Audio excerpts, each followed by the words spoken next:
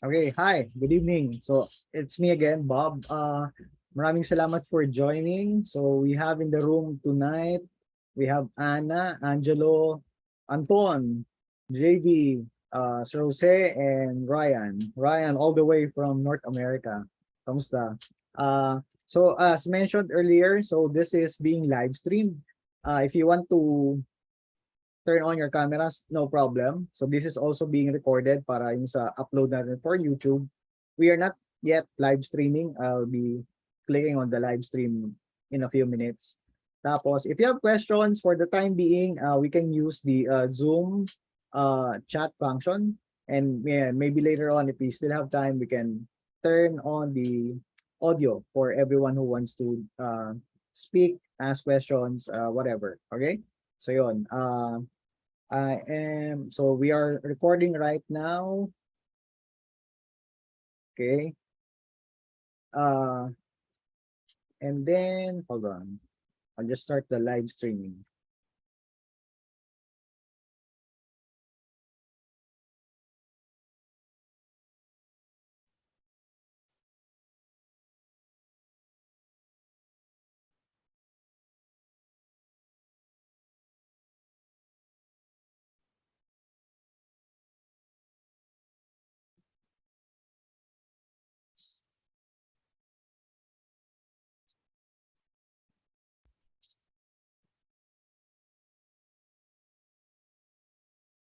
So there, hi, good evening, good morning, good afternoon, saan man kayo nasa mundo ngayon. Welcome to the Mozilla Philippines Community online meetup for October. Tonight is October 29, 2022. Coming to you live from Manila, Philippines. My name is Bob Reyes. I'm one of the Mozilla reps currently based in the Philippines. Maulang gabi sa inyong lahat. Maraming salamat do sa mga taong nasa Zoom. So we have Anna, we have Angelo, we have Anton, JV, Jose, and Ryan. Okay. So for tonight, our topic would be Firefox and our privacy. But before that, of course, so let me go on with our usual spiel. So kami po ang Mozilla Philippines Community. We are the official community of Mozilla in the Philippines.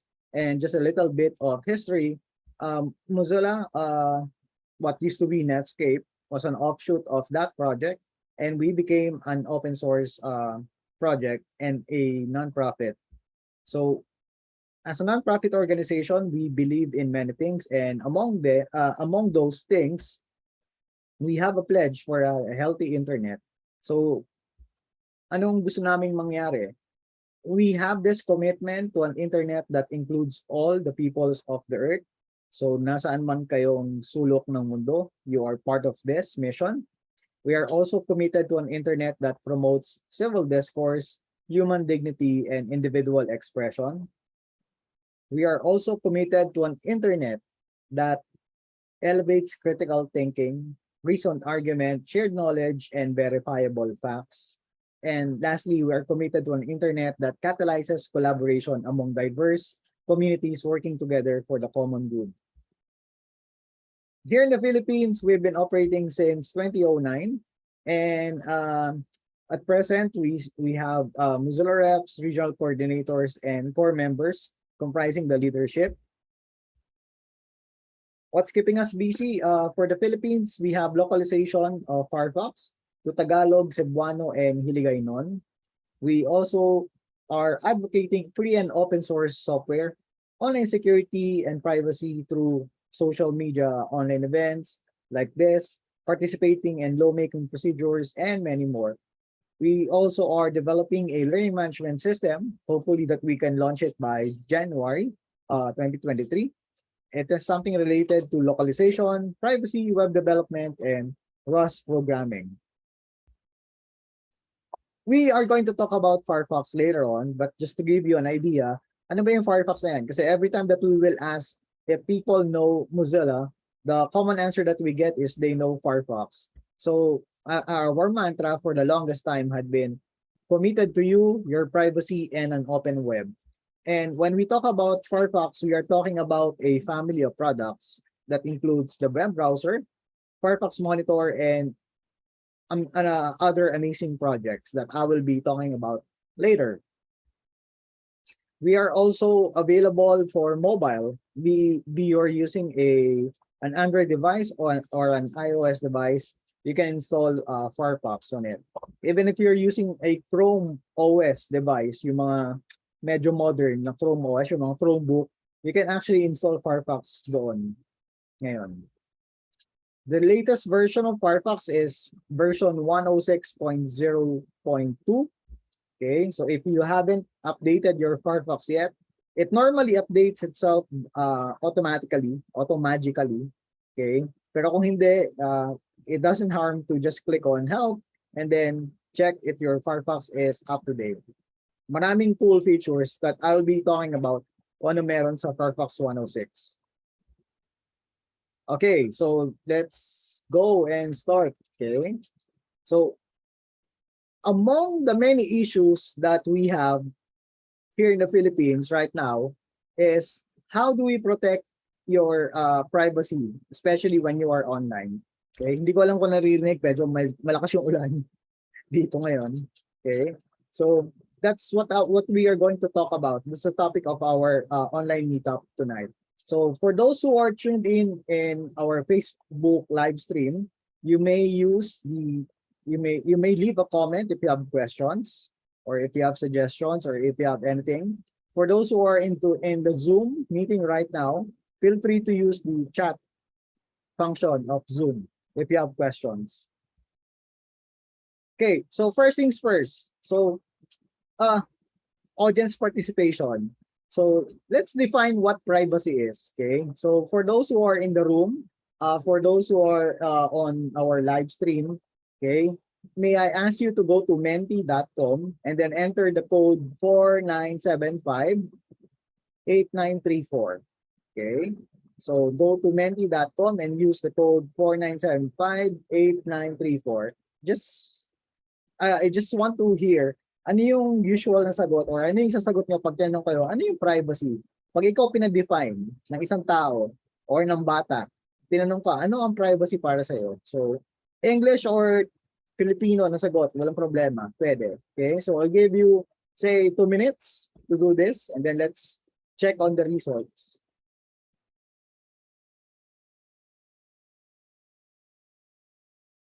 Let's see.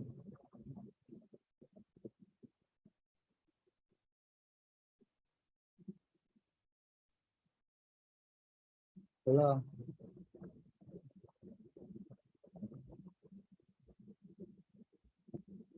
So ito yung mga sumagot. So again, for those who just tuned in, okay, so you can still go to menti.com and use the code 4975-8934. So just answer, how do you define privacy? Or what is privacy to you? So the answers that we got so far are data security, data protection, anonymity, private, security, anonymous, data confidentiality, no PII. Okay. Sige, siguro 1 more minute. Walang maling sagot. Okay? So that is, we know, we can gauge ano ba yung common knowledge ng tao when it comes to privacy.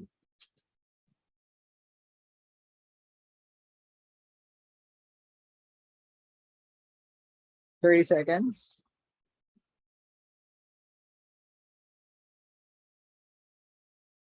Welcome to sa mga bagong pasok sa ating Zoom room. Si Ronks, si Engineer Randall, sino po? Si James. Okay. If you have questions, again, feel free to use the chat function, or if you are on the live stream, you may leave a comment on our live stream for tonight. Okay, so there. So yon, common na nasagot ng mga tao when we ask them what privacy is. So lahat yan tama. So data confidentiality, anonymity, security, personal space, private, data security, no PII or personal identifiable information, anonymous, and data protection. So lahat yon tama. Okay. So I'm going to go back and share my here. Okay, there. So we're done with this. So ang sabi sa dictionary, yung privacy is the state or condition of being free from being observed or disturbed by other people. Okay? So sa mga sikat na tao, sa mga artista, di ba? So they sometimes require privacy. Diba? Kumakain sila sa restaurant, namamasyal sila sa mall. So they want to become an ordinary citizen. So yun yung part na disturbed by other people. So that's one. Yung iba naman is they want to define privacy from being free of being free from being observed, okay, or monitored, surveillance, okay. It is also defined as the state of being free from public attention. So kung artista ka, so technically you lose your privacy in one way, okay. So parang ganong idea nun. So yan ang sabi ng dictionary, Oxford Dictionary. We also define, according to what we know, kung ano yung privacy. Lahat yon tama. Now, kami sa Mozilla, we believe that privacy is fundamental to a healthy internet. So bakit ba nagkaroon ng Mozilla? Bakit nagkaroon ng Firefox? Remember, this was the time wherein nagkaroon ng malaking pagbabago sa pag-access ng internet ng mga tao. Yung mga tao na gumagamit na ng internet, say during my time, okay, nung college ako, 90s. Okay? So that was the time when Windows became popular, and by using Windows, you have a default browser that is already packaged in the operating system. So medyo hindi siya magandang gawain. Bakit? Kasi you being an internet user, wala kang choice. So that is one. So kung ano ang ginagawa ng product when you try to surf the internet, hindi natin alam. So napag-isipan ng mga engineers ng Netscape that time, why don't we open source the software, yung Netscape Navigator, and then the code is readily available for people to check, i-audit, and to participate on make it better. That's why we have Firefox now. So ginawa namin yung Firefox and all the other products of Mozilla currently to give people greater control over the information that they share online and the information that they even share to us. Okay? So saan yon? Kasi merong if you use our products, you may also be sharing information with us, but these are anonymous information because we strive to collect only what we need to improve our products like Firefox. So ano yung mga kinds ng information na nasi-share ninyo sa amin if you're using, say, Firefox? So halimbawa nag-crash yung Firefox, it collects information that led to the crash incident. Okay? So pero tinatanong ka naman niya kung gusto mo i-share yung data na yon sa amin so that the engineers will be able to diagnose bakit nagka-crash ang Firefox. Before, there was an issue with a certain app store na pag dinownload mo siya, nada-download yung Firefox pero hindi tumatakbo sa devices nila. Apparently, it is limited, that incident years ago, it was limited, nangyayari siya, isolated siya, not limited. It's isolated doon sa isang model ng smartphone, ng isang kilalang brand. So, yun, the engineers were able to check on it and coordinate with the particular manufacturer. So bakit nangyayari yun? Doon lang sa device na ginagawa nila. So maybe merong customization doon sa operating system nila na sila lang ang nakakaintindi, etc., etc. Okay? So without us knowing it from the users, there's no way for us to fix something like that.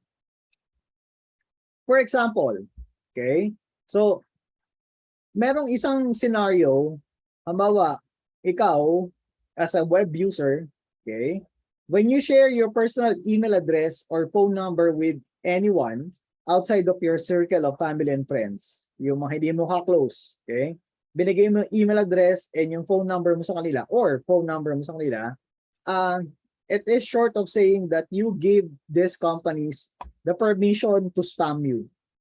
Okay? So to email and call you anytime of the day. So that is one. Tayo sa Pilipinas, ang uso dito ngayon is we receive spam SMS. Okay?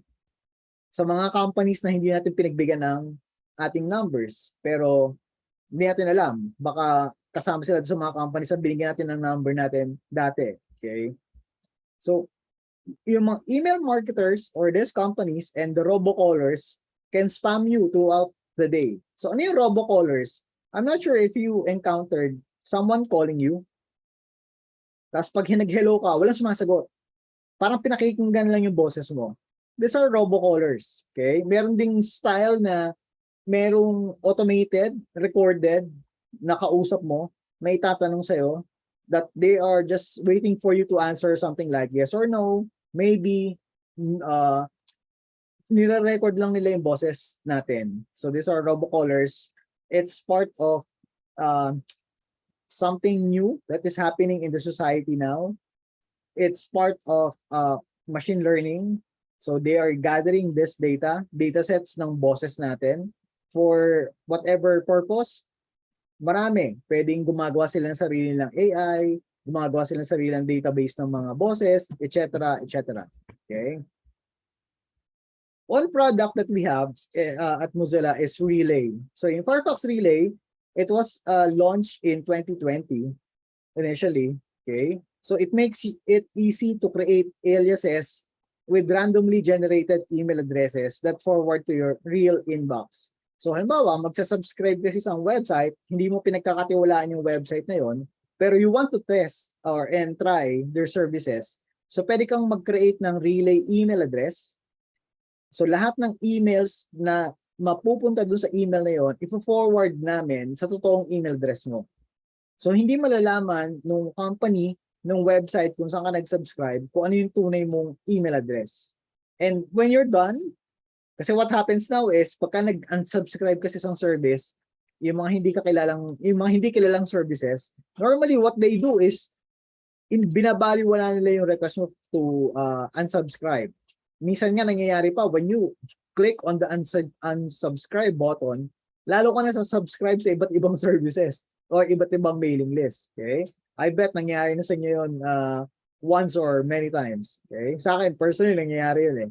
So, at least, kung meron kang Firefox Relay na email address, it's randomly generated. Pag hindi mo na siya kailangan, you just have to delete that relay email address. Hindi ka na makatanggap ng email mula sa website or sa service na yon. So, ganun kadali lang siya gamitin. It's for free. Earlier this year, so it's used to protect your online accounts and your identity from hackers. Earlier this year, we launched a paid subscription to Firefox Relay kasi yung original na Firefox Relay na free service will only give you something like 5 free randomly generated email addresses, yung Relay. Right now, yung paid subscription, it's available in some countries, wala pa sa Pilipinas, can also do phone number masking. So, hindi lang email address, so pati phone number mo, pwede namin i-mask na. Sa Pilipinas, wala pa siya. So, kung paano siya darating sa Pilipinas, let's see. Hindi na namin alam. Okay? So, may tanong paano kung implemented na yung SIM card registration? We don't know yet. Okay? Let's see. We'll cross the bridge when we get there. Okay? So, pero merong paid subscription na pati phone number kaya nang i-mask. So, hindi malalaman ng mga robocallers, ng mga spam or mga marketing companies kung ano yung tunay mong phone number. Okay? Dito sa Pilipinas nga, sabi ng isang kaibigan ko, wala nang nagte-text sa kanya. Tatanggap niya lang text, puro spam. Okay? And even fintech solutions now, I think they're switching na instead na magpadala ng confirmation via text, doon na mismo sa in-app yung notification. So just go to relay.firefox.com if you still haven't used this service or tried it. We encourage you to try it at least once. Tingnan nyo kung may use case nyo. It's a free service naman. All you need to have is a Firefox account. So this is Firefox Relay Premium. So it's something like $399 a month in some countries. So wala pa siya sa Pilipinas. Okay. Previously, before the latest version of Firefox, we already added total cookie protection and we enabled HTTPS by default. Okay, so we introduced these two features last year. So unahin ko muna yung HTTPS by default. So merong mga website until now na hindi pa rin sila gumagamit ng SSL, secured socket layers. So pag nagpunta ka doon sa website nila, instead of seeing HTTPS, ang nakikita lang natin HTTP. Okay? May problema ba doon? Oo, may problema kasi doon.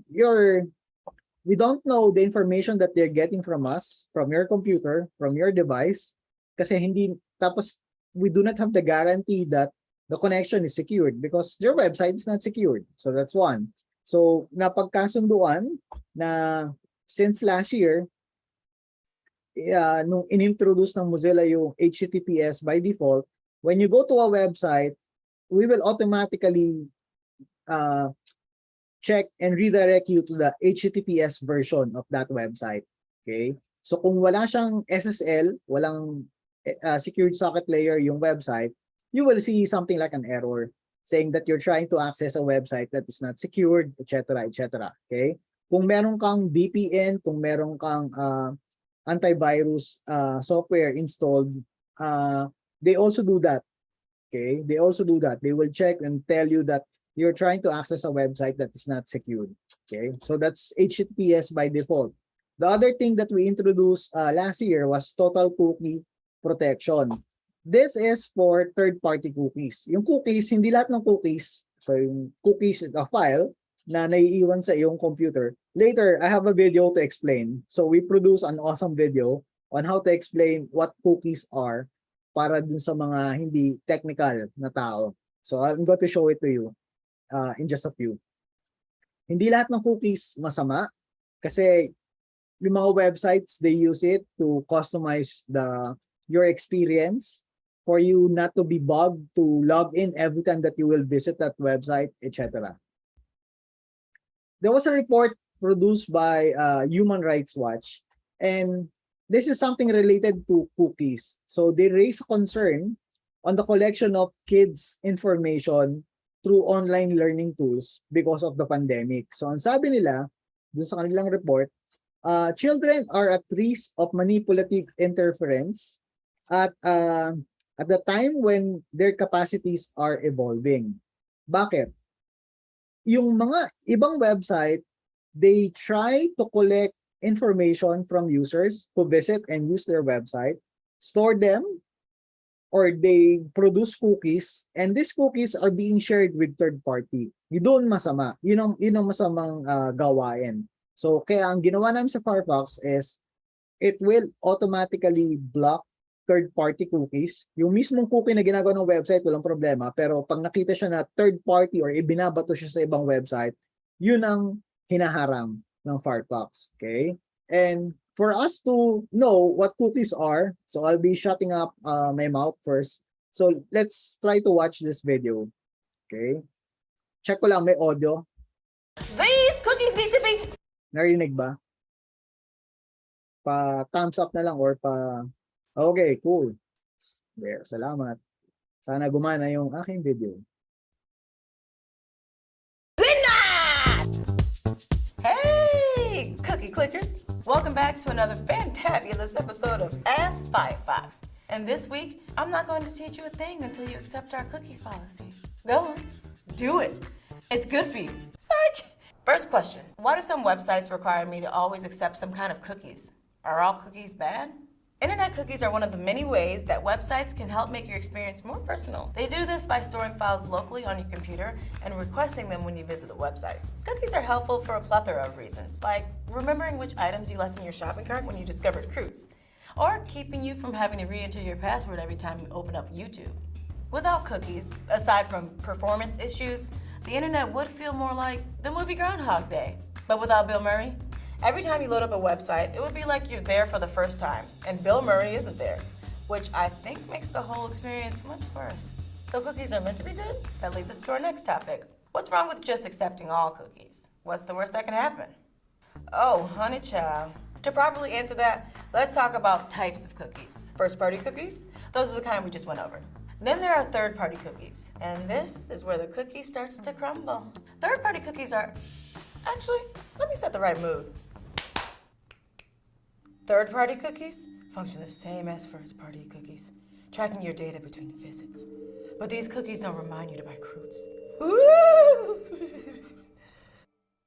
These cookies are used to track what you're looking at on websites, and they use that data to create targeted advertisements that follow you from site to site. They may not seem spooky without this eerie voice, but there is no limit to the number of third-party cookies a website can generate. The limit does not exist. Bad cookies will create a unique ID for you as you browse, and as you collect this endless supply of cookies, a profile of sorts is created about you and stored on a remote server. Since all these bad cookies are being stored in the same cookie jar, any information stored through third-party cookies can be attached to that unique ID, creating a goldmine of information to be sold and used to advertise to you. Now that we know what we're up against, our next question. Can I stop third-party cookies from tracking me, or have the cookies already won? Good question. Lucky for you, I've got this nifty-difty little tape that should give us a few tips. Roll the tape. Hello, I'm Cookie Smasherson, and welcome to How to Smash Cookies with Cookie Smasherson.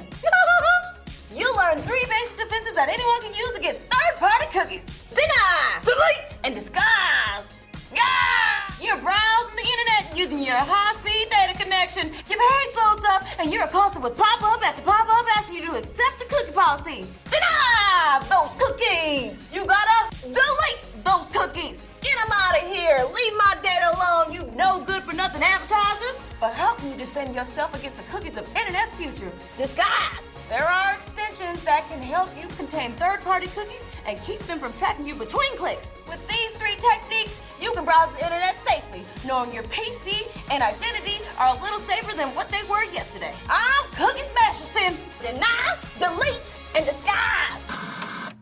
Anyway, while those 3 methods are some of the easier ways you can prevent cookies from tracking you, there are other ways you can keep yourself protected, like using private browsing windows or using a browser that has moved away from traditional cookies altogether.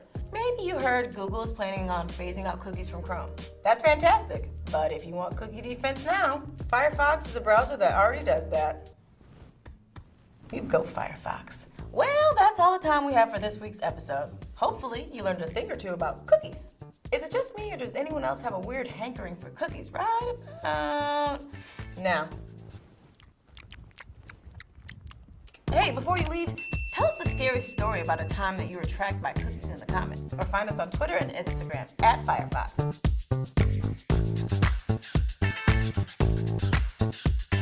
Okay, so there. So we're trying to produce videos like this. So if you are not yet subscribed to the Firefox channel on YouTube, okay, or even on Instagram and on Twitter, you follow and subscribe us. So meron mga gantong ginagawang learning videos para at least malinawan yung mga tao. So this one is part of the Ask Firefox series.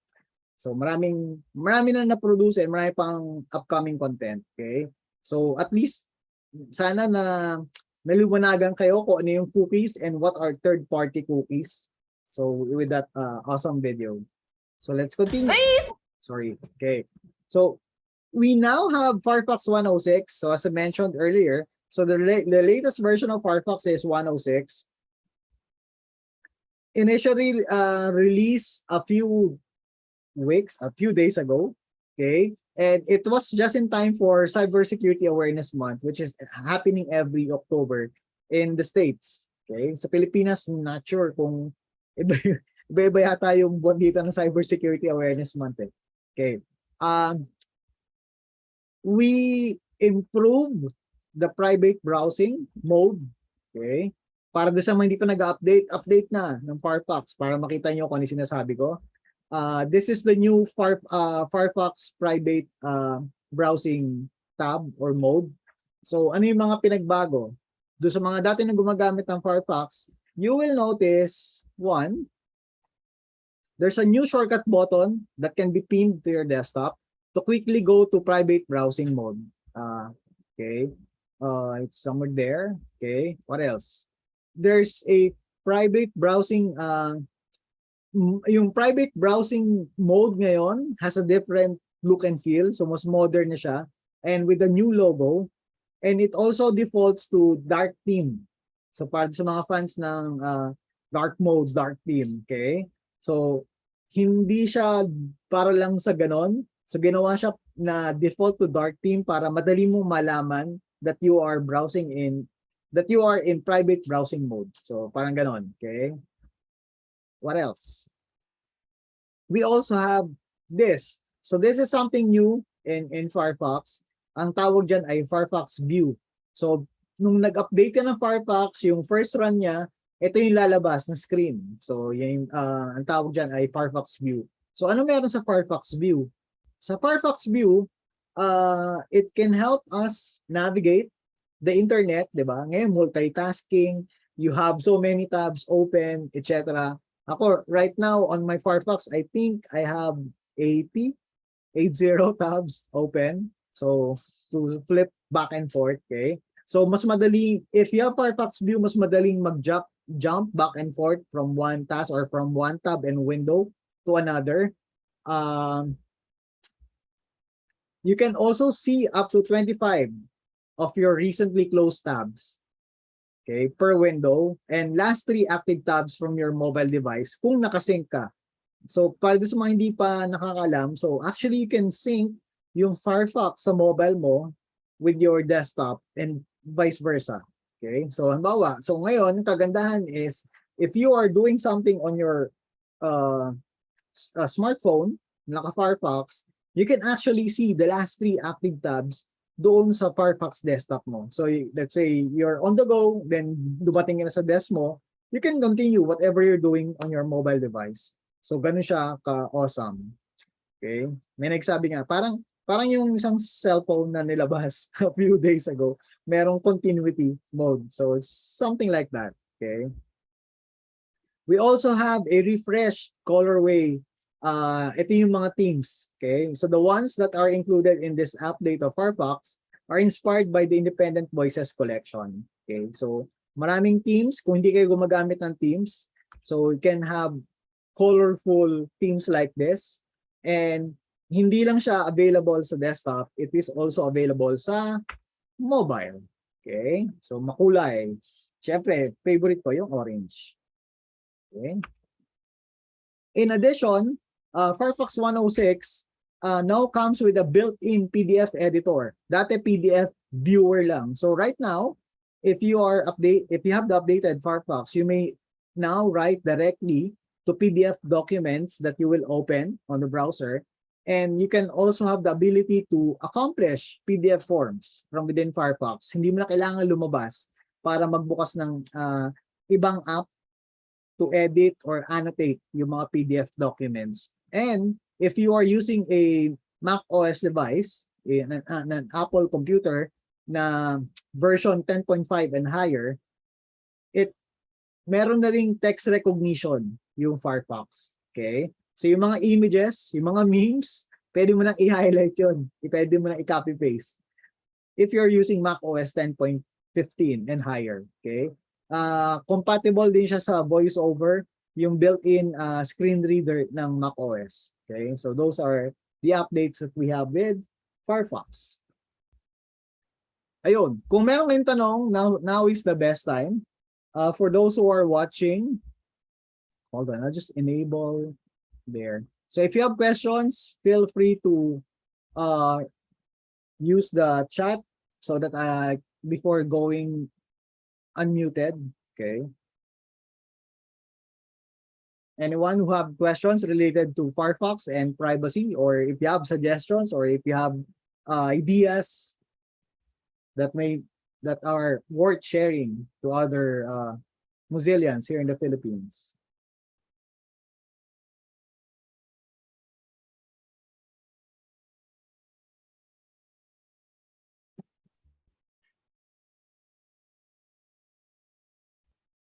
No Bob, questions? may tanong lang ako about Hi, go ahead. VPN.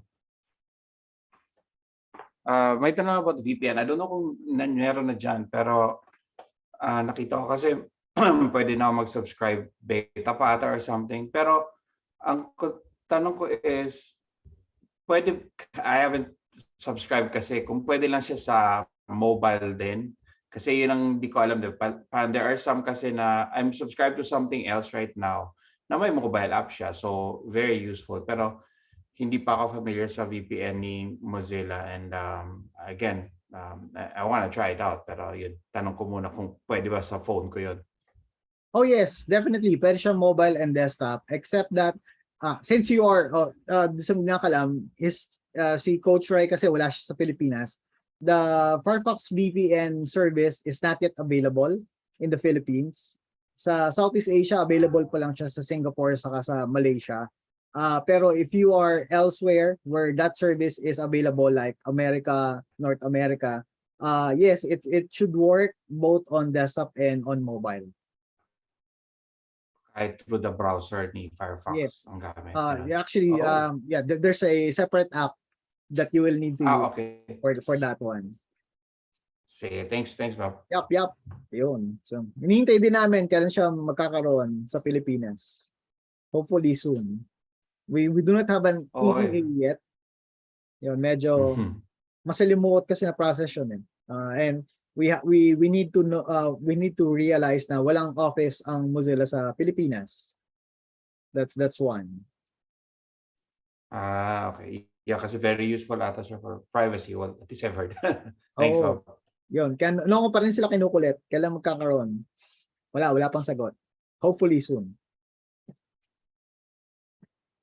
Salamat, Coach Rai. Sino pa po ang may tanong?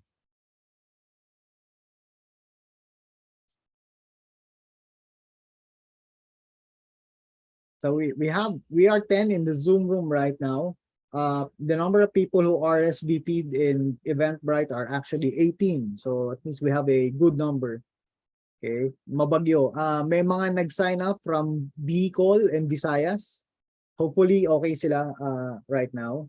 So may tanong sa chat from James. Curious lang po if the Firefox mobile have the same features as the desktop app, yung PDF editor.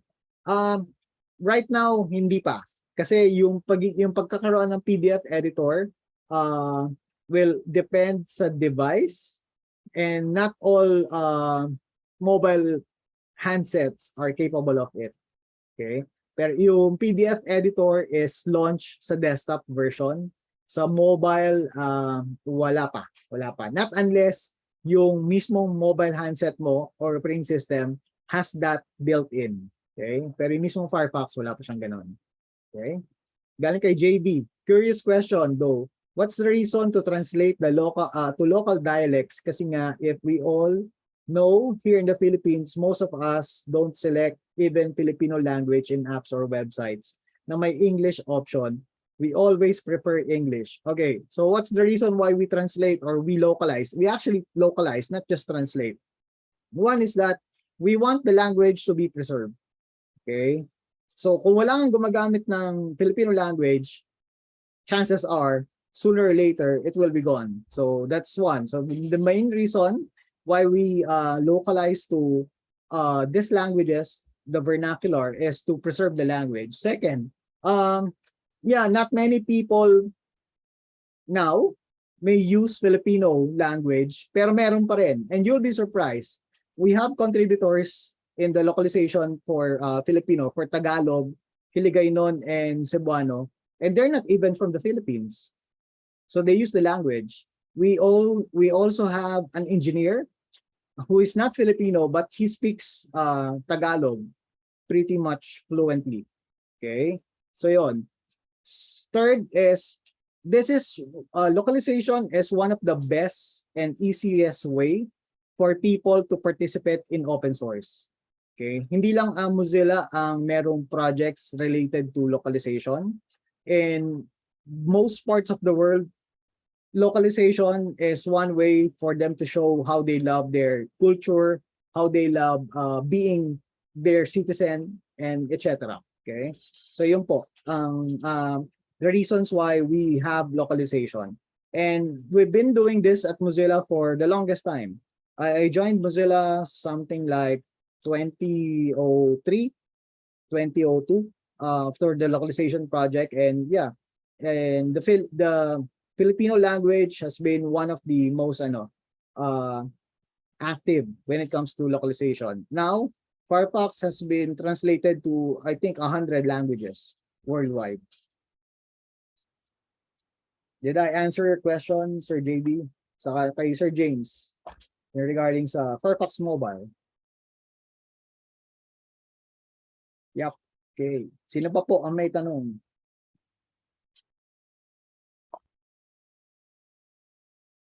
Security.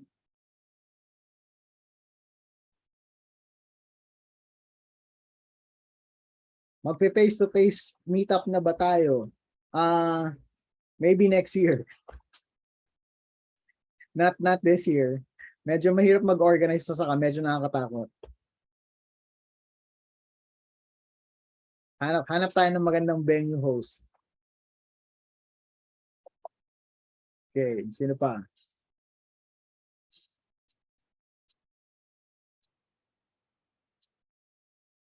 Okay, sige, while waiting for questions, just continue here. Okay, so how to join the Mozilla Philippines community? Online, very easy.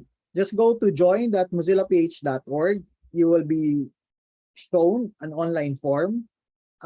Just fill up the form and you will be included in our mailing list.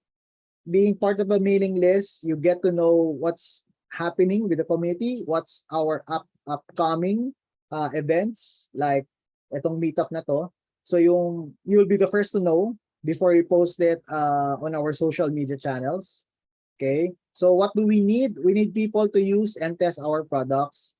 We need people who can help us spread the word about free and open source software and online privacy. We need people who are willing to help us localize Mozilla products and websites. And we need people who are willing to learn and to be trained to help other people just simply by being awesome online. Okay? Sige, may tanong. Galing kay James. Sir, career question. Is Firefox accepting college undergraduates? Because kadalasan kasi sa mga tech IT company dito sa Pilipinas, need ng degree. Oh yes, but be it known that we do not have an office here in the Philippines, pero with the organization, the diploma is actually not a requirement. We had in history, we even hired high school students, not even graduates. Yun. So pero just go to careers.mozilla.org. You will see the list of available positions there. Feel free to apply. Okay.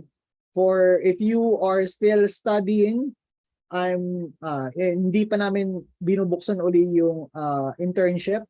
Pero yon, before the pandemic, we have internship where students, graduating students are able to apply. And since we don't have an office here, then if ever you will be accepted, you'll have to go to any of our offices to do your internship. Pero yon, yung doon is actually in most companies sa Silicon Valley, the diploma is not a requirement. Okay? Sa Pilipinas yata.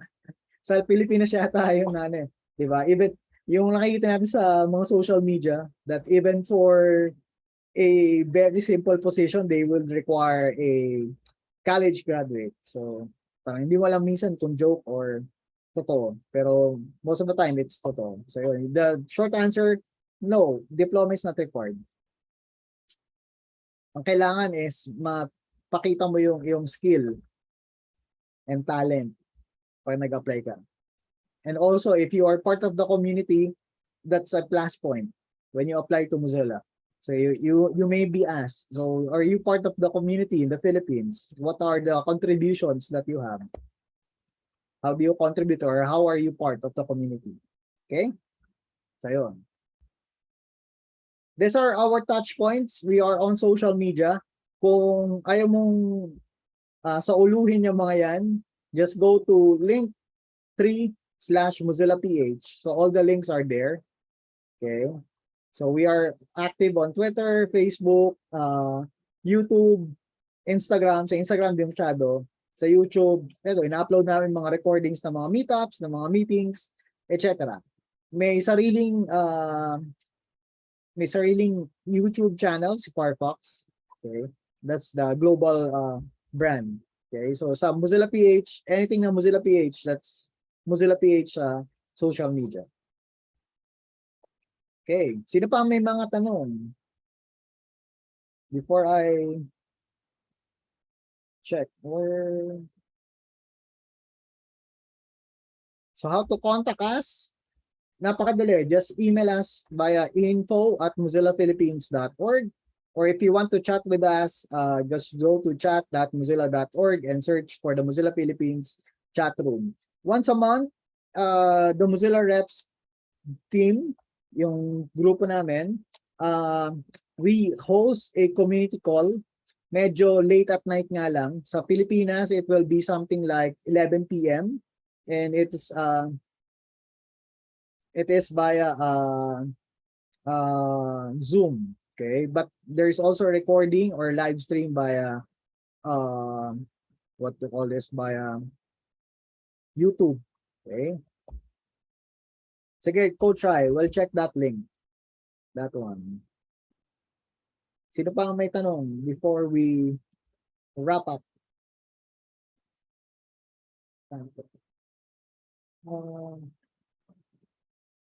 Okay.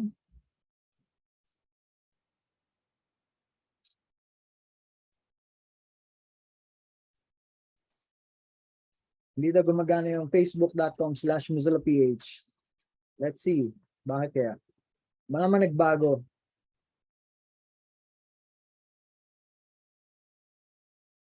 PH. Or just search for Mozilla Philippines. Okay, what else?